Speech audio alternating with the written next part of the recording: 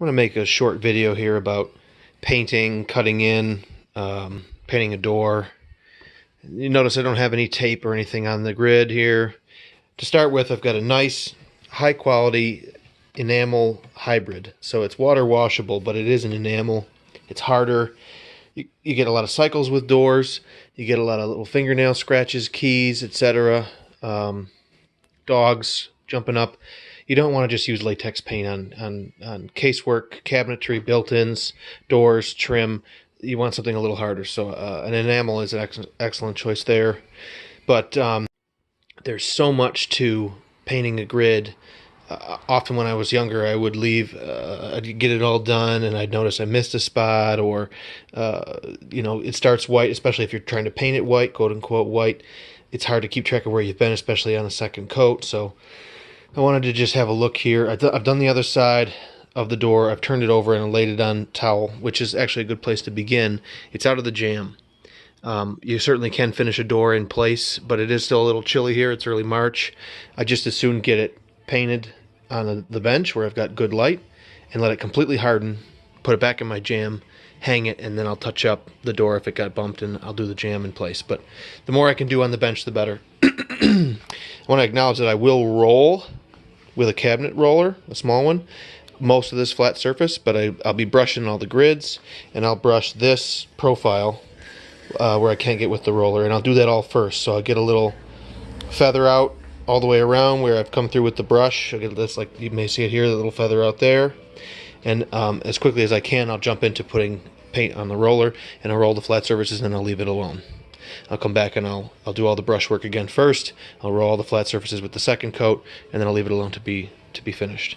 But one of the smallest things that you can do to improve, you could get faster by just doing this, because you're going to skip the taping step altogether. One of the best things you can do is skip taping.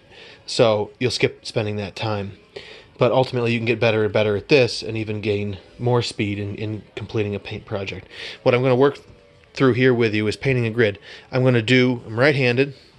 I'm on this side of the door, which means I'm going to do this side of that profile. I'm going to do my side of this profile here, my side of the profile here. Then I'm going to come to the other side of the door. I'll do this side here, right-handed.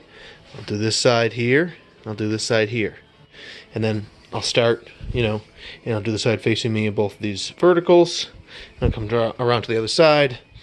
I'll do the other side of them, and I'll call it quits. That way I'm sure I've moved cohesively in an organized fashion throughout this entire project.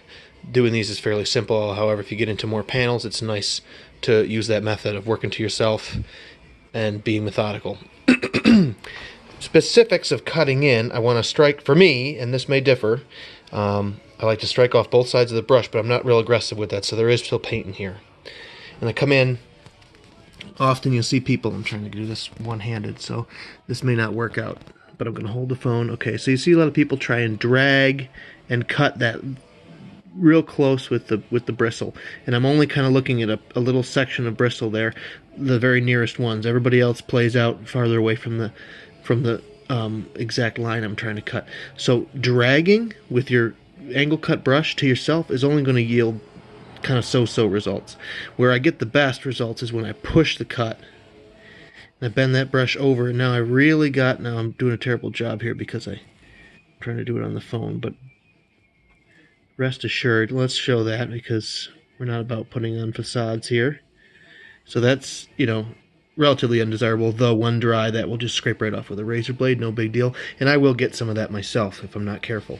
But let me try and hold the phone over here and do this again and do a better job. One of the other components is the wetness of the brush. We're getting to a point here where we're a bit too dry, so I'm going to come back for more paint. But you certainly can have it too wet, and that may have been the case over here.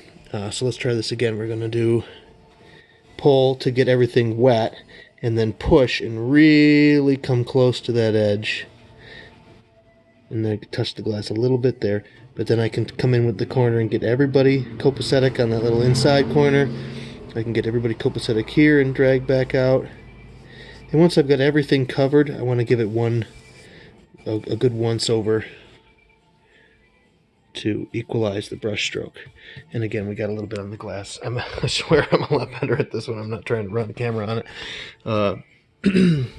When it's just you, it's the best you can do. So again, there's a good example of do as I say, not as I do. Let's try one more time here to do a good job. We're going to get everything wet where we have a margin for error. Coming down to that first step, but not over the corner. And then we're going to come back and push the cut. Now that everything's wet and flowing, and just tickle that into there. Do a little dance at the end to drill that paint into the inside corner, and then get everybody a nice once over. And you want to kill any little pools, and then feather those out so that when you come back later they haven't dried with any kind of dimension. Any little pool, you want to feather it out. You want to give all your brush strokes in the appropriate direction to the best of your ability. And again, theoretically, when you're not holding the smartphone trying to record, you can have excellent results. And this is a great place to learn because there's a lot to do. You got to keep track of being methodical. There's a lot of brush work and establishing a good moisture level or paint density, or the amount that you're trying to control. All those things you can work on, because in the end you can carefully scrape any paint off the glass with a razor blade. So it makes the learning process a lot easier to get over. You can do this right on a final project and clean up your little mistakes and no one will ever know.